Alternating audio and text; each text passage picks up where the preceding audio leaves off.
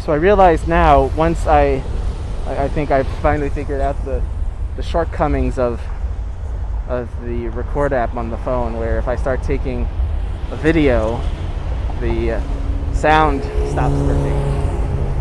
It makes sense. I guess two apps can't be using the microphone at once. It wouldn't work.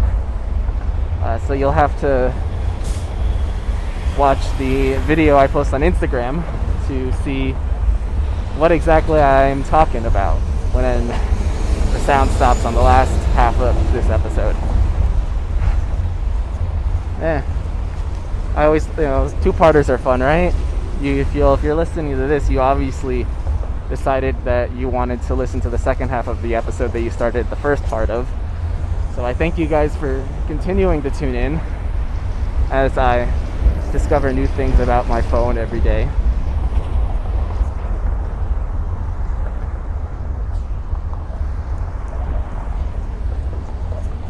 But definitely I'm excited. I have a lot of good ideas on tap for the rest of this week. I've off from work this week, which means that I have time to do everything but stay in my apartment. My apartment is where I dwell every day, all day, for work, for volunteering, other stuff. So it's nice to do anything but stay inside, and being able to come out here and explore and just not be inside is nice, especially when the weather's nice. Last week it was brutal because I knew that it was beautiful every single day, and the most I could do was open a window while I worked, or maybe sneak a trip outside. It was really nice. This week it's going to be okay weather-wise. There's going to be 1 or 2 nice days, followed up by other days where the forecast calls for rain and close to 90-degree weather. So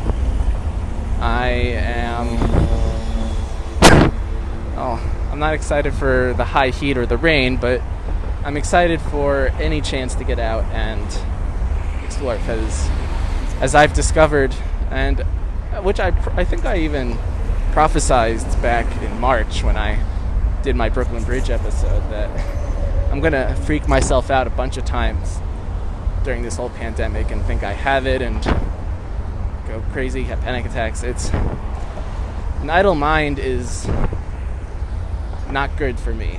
I have a very active imagination, sometimes to a fault, and it's nice to be able to keep my mind busy and thinking about things other than everything else that's going on.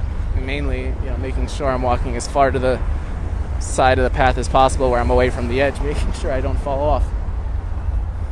But it is a nice view. Those safety gates, for all the safety they provide, they do ruin the view, which I know totally defeats. I'd rather be safe than have a nice view, of course, but yeah.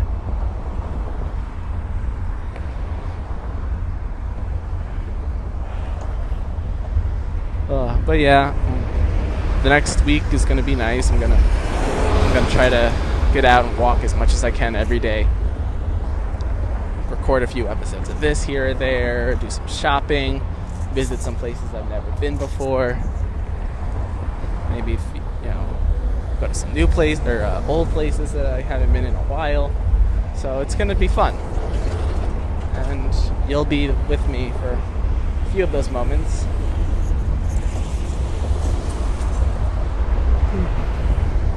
Oh, sorry, I'm yawning. It's a long one. I slept better last night than I had in the last few nights, but I guess you can never tell when you're gonna yawn. That's interesting. Okay, so now I'm back at the gated section, and what's funny, or just interesting, is that people put locks on the gate, on the safety gate, which I don't know. This is one of the lesser romantic bridges in the city.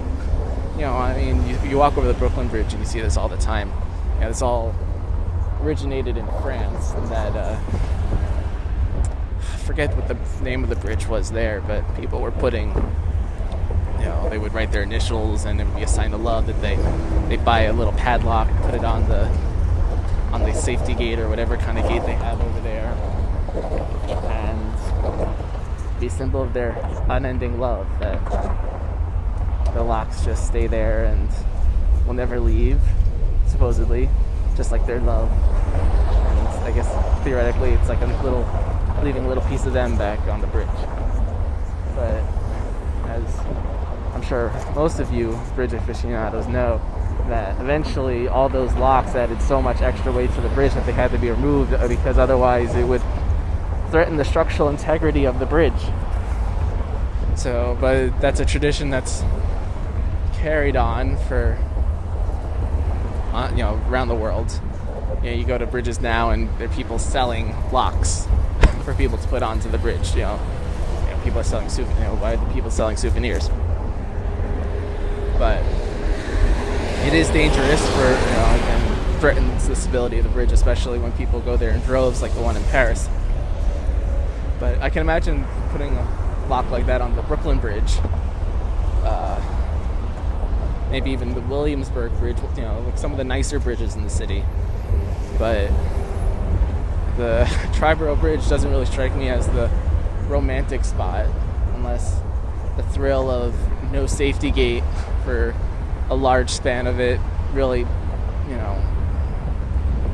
lets the romantic juices flow. I don't know if I've ever experienced that here. But people were, at least early on, well, when the gate restarted, I saw a couple of those locks. So it just makes you wonder what people were thinking when they put those on there.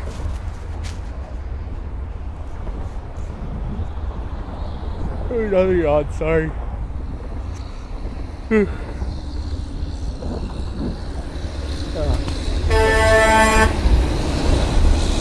Same to you, sir.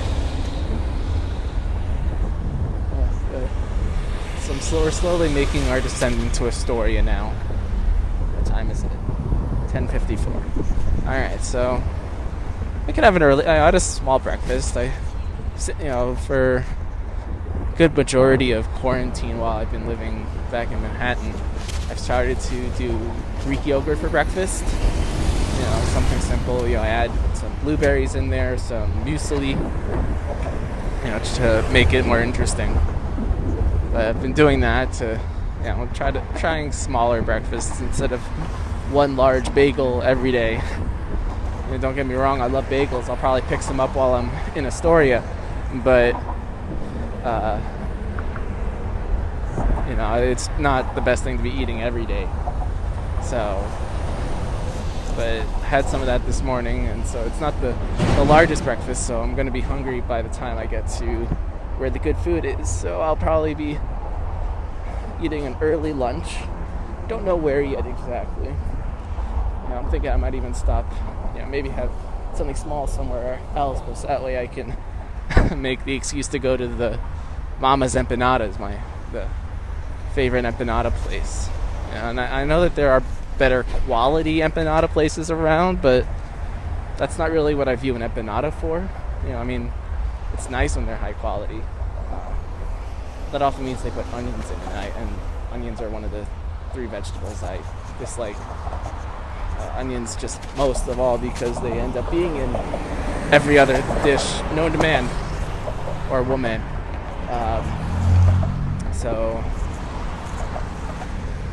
But I like Mama's empanadas because they're cheap and they still taste good. You get them baked, fried, any which way. And now it's important to note that the walkway of the bridge has changed yet again. Definitely this bridge has many different areas, I guess, sections that you walk through. This last one, as I walked to the end of the bridge, is almost, I've gone from being well above the cars to almost below them. I'm like in a bunker or a dugout. There's a large, maybe 8 to 10 inch thick concrete barrier between me and the roadway. I'm maybe, a foot below, or my head is above the street, but the cars are definitely, like, the bottom of the street is definitely, like, maybe at shin level. Definitely an interesting part. Oh, why am I yawning so much? Oh, sorry. I don't know why. Like I said, maybe just because I got too much sleep last night. I mean, I think I got 8 hours. Oh wow. Also, I forgot about this part too. Is that when you walk on this section towards the end, you feel the bridge shake. When some big trucks go by and really shake it up. So it feels almost like, I mean, I've never felt an earthquake in my life. That is still one of the things I would like to feel one day. I know they're dangerous, and I know it's not really the safest thing to want to experience, but an earthquake is, it's one of those rare things where I don't know. I feel the ground shaking between my feet now and beneath my feet.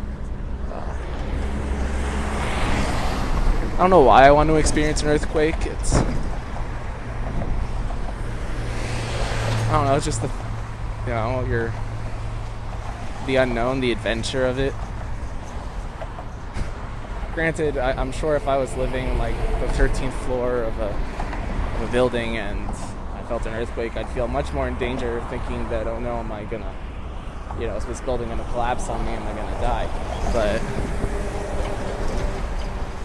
I guess if I was in a random field in the middle of nowhere with nothing above me, totally in a safe environment, then I'd be okay. Let the ground shake. I am ready.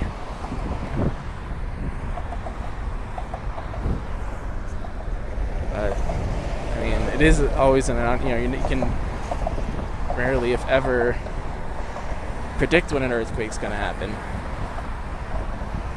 Maybe I should just go walk across that the span of the bridge a few hundred times to try to get it out of me. The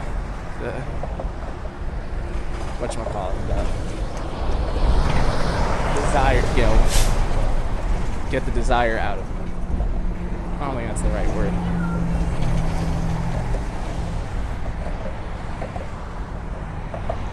But what also was nice about this bridge, that so few people are on it, that I was able to slip my mask down a little bit, A, to get some fresh air on the mustache, and B, maybe this is coming through a little bit clearer.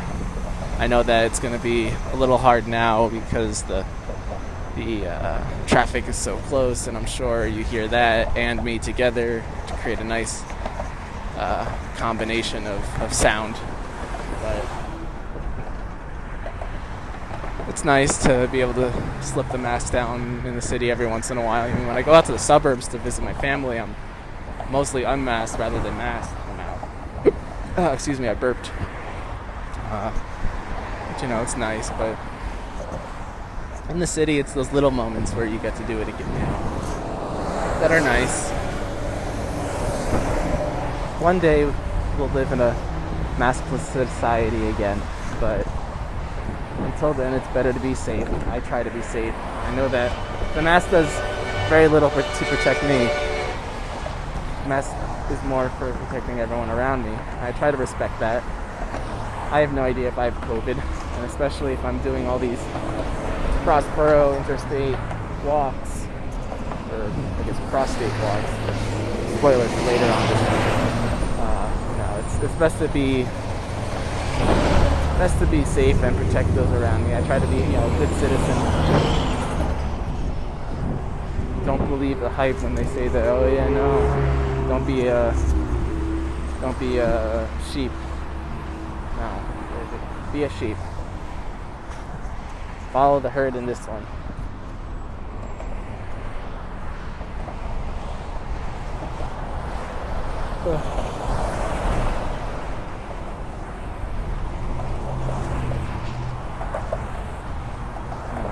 It's crazy there's so many cars here now.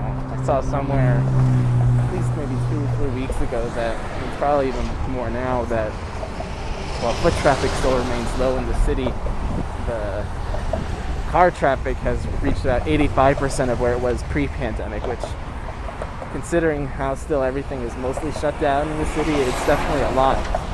And top it off, I mean, maybe it's all the moving trucks. You even see stories about how moving companies have to turn people away, because everyone's trying to escape the city in one way or the other, either moving back home with their parents, families moving out to the suburbs. I don't believe the hype where they say that the city's going to be dying and no one's going to want to live here anymore. I don't know if I really buy that, but definitely it seems weird though that you still get all these all this car traffic. But on that note, I've reached the end of the bridge, and thus ends my time talking to you. It was nice as always, and just walking past some workers and down another stairwell. As this bridge story began, so it will end. So, dear listeners, thank you for tuning in again. Good day and good night.